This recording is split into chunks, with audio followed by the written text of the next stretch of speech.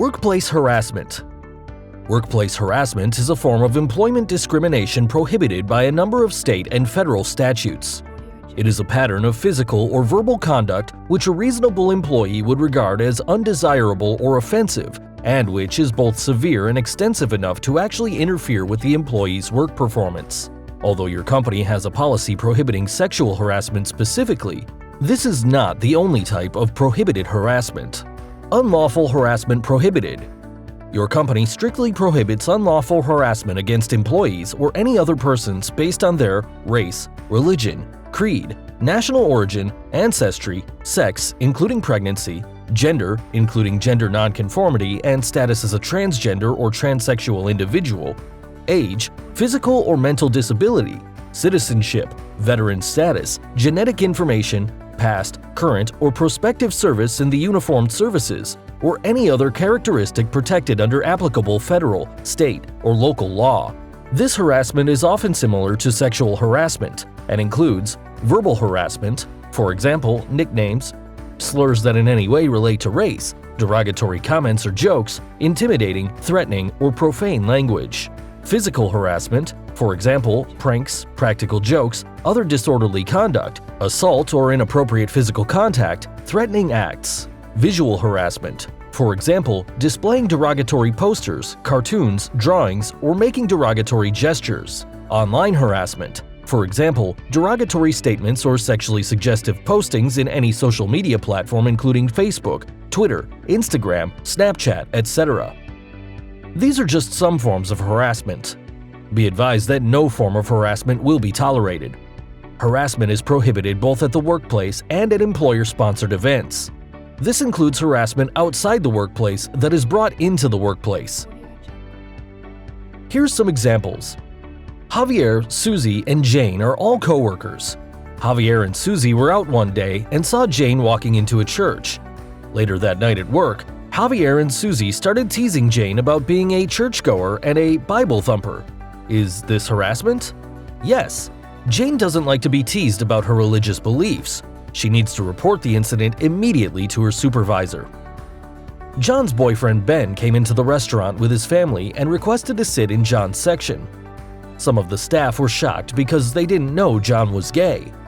Later that night, someone left an obscene drawing of two men together on one of John's tables. Is this harassment? Yes. John should immediately take the drawing off the table to turn it into management for investigation. One of the managers was preparing the schedule for the week.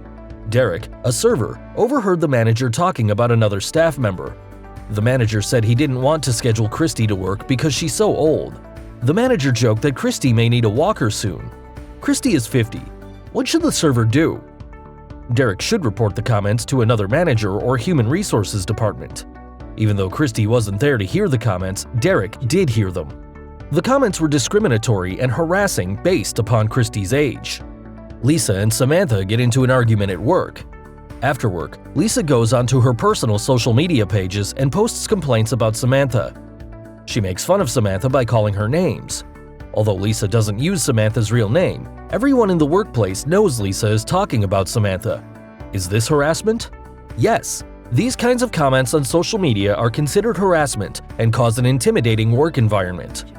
Comments about the workplace, coworkers, your boss, customers, or vendors should not be posted on social media. Samantha, or anyone else who viewed Lisa's posts, should report the incident to management immediately. What your company expects from you. Your company strives to create a fun and non-threatening work environment for all managers and employees. Issues such as harassment based on any of the above-listed impermissible factors can detract from this positive experience and does not comply with the operating values and philosophy. Your company expects that you will not simply suffer through undesirable or offensive conduct in silence, or permit other employees to suffer through such conduct without reporting it. Whether or not you are certain that another person's behavior actually constitutes harassment, it is your responsibility to report it directly to management as soon as possible after the incident occurs. Where the possibility of violence is an immediate concern, report to management at once. You should not be subjected to a threatening or violent individual. Further, your company specifically discourages you from engaging in any physical confrontation with a violent or potentially violent individual.